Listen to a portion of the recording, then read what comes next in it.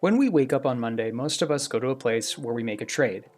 I give this company my time and they give me a reward. I trade 40 hours of my time for a salary so I can pay bills, eat, purchase things I enjoy, etc. Once I'm done trading my time for money, I sit down at the computer to relax and I boot up my favorite video game where I trade my time for a reward. When we're working, most of us are doing something we wouldn't be doing unless we were rewarded for it. And even for those lucky enough to get paid for something they do enjoy, that eventually can lead to the passion fading over time, and the thing that once brought you joy and relief is now required for you to make a living.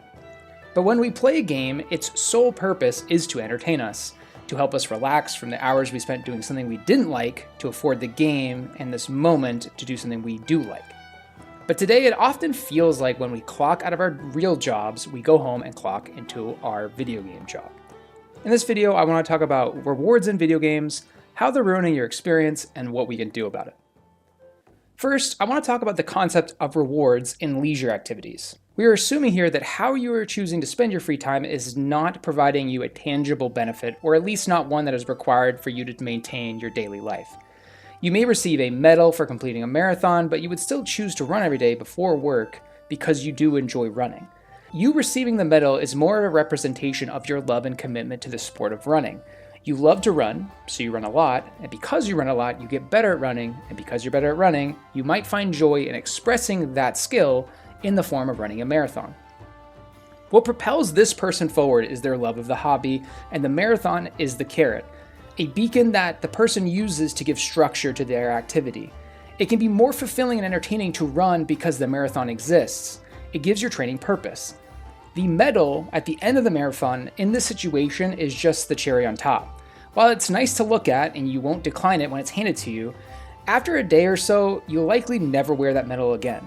At best, it ends up on a wall or shelf, or at worst, it lives in a box in your basement to be forgotten. The reward was the satisfaction of completing the task, of finishing the marathon. The medal was just the physical award for this feat. If we take this example and swap the medal from being an award for completing the marathon to the reward for doing the marathon, it changes things a little bit. If we look at what the word award means, it is to receive something that represents your accomplishment. Think a trophy, where a reward is something you get in return for doing a task. Think your salary at your job or a promotion was rewarded to you. So now in this situation, the medal is a reward for completing the task of running 26.2 miles. The marathon is no longer a goal to achieve, it is now something that you must do for the reward at the end. In this way, we've essentially turned the hobby of running into a job. We now wake up in the morning not to take a jog for the pleasure of the pursuit of accomplishing the goal of running a marathon, but to ensure our success.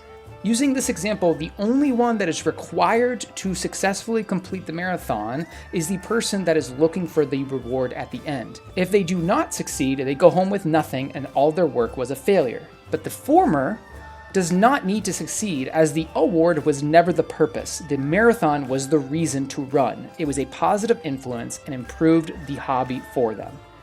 Whether or not the medal at the end of the marathon is an award or a reward is completely up to the individual. This applies in gaming as well. My first time getting the Ahead of the Curve achievement was in the Visions of N'Zoth patch of Battle for Azeroth. By killing N'Zoth on heroic difficulty during the 8.3 patch, you were awarded with the Uncorrupted Voidwind mount. Getting this mount was a huge achievement for me personally at the time, and it was something I was really proud of, and something I was really pleased to ride on around town. When I received this mount, I didn't know it existed. The act of clearing the raid was something I was excited to do, and having the knowledge of the mount's existence had little to nothing to do with my motivation to play. The mount in this case was an award, a symbol of my achievement. I think this represents a positive implementation of rewards or awards in video games. This mount now shows to other players that I not only played in 8.3, but was able to accomplish an achievement in the game during that time. You can no longer get that mount in the game, so it is not only a representation of an achievement, but also a I was there award. If I did not enjoy raiding, then this is no longer an award or symbol of accomplishment. It is a reward that I received giving Blizzard my time. Imagine going to a concert of a band you don't really like just to buy the tour t-shirt because you thought it was cool looking and you knew if you didn't get it then, you would never be able to get it again. It was a FOMO item. And now you are wearing a shirt of a band that you don't even like. So at that point, is it an actual representation of your love and passion for the band or just a cool t-shirt? I am by no means giving companies a pass for toxic reward design practices, but I also can acknowledge that things like battle passes or achievement mounts are not going away.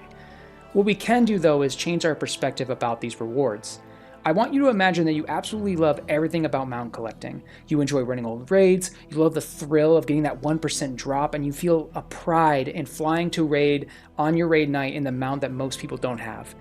Now, I want you to also imagine that when you looted your 500th mount, you received this mount as a reward for your achievement.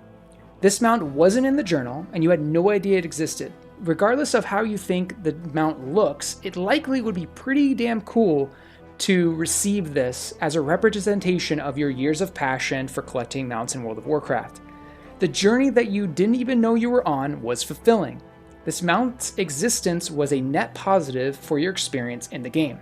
Unfortunately, that is not how this mount works in WoW. You know it's there from the get-go. You know it's a reward for collecting 500 mounts. At this point, as a player, we have a decision to make. Do we want this mount, and are we okay with what we have to do to get it? When you get to this point in a video game, I want you to ask yourself a couple questions. First, do you like what is being asked of you? And then second, what are you playing the game for? I think for most people, we play games for fun and escapism, not to do a task that we don't like for a reward. Some of you might be thinking that the act of doing something difficult or time-consuming for a reward is fun. That may be true, but I'll refer back to the marathon analogy. Both people in that situation wanted to run the marathon. Both people trained hard for it, and both had a rough time completing the task. The difference is one of them enjoyed the process while the other one was only happy when the job was done. My point here is to use video game rewards as a carrot, the thing to chase that improves the enjoyment of the game. If you find that you're only happy once the task is complete, then how is that any different than your day job? Now, do game designers make some reward grinds way too long? Absolutely. However, you are the one in control of your time and how you choose to spend it. If you are rewarded with something after you do a task that you already enjoy, then great. Think getting a Glad mount for your PvP rating. But if you find yourself queuing Arena, which you don't like doing, just for a mount at the end, then I invite you to reconsider how you are spending your time. The last thing I want to touch on is FOMO. It's a phrase that's been thrown around a lot lately, but it's not a new phenomenon. The fear of missing out has always been there, and businesses have been using that feeling with limited time products or limited edition products forever. But just like rewards in games, we are in full control of how we react to things. We can decide that it's okay if we don't get something.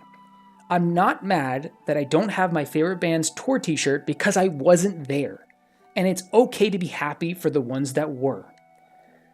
I want to finish this by reminding you why you play games in the first place.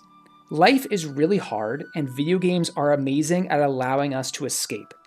Remember that you are in control of what you play and how you play it, and if a game is making you unhappy, then either change your perspective or try something completely new.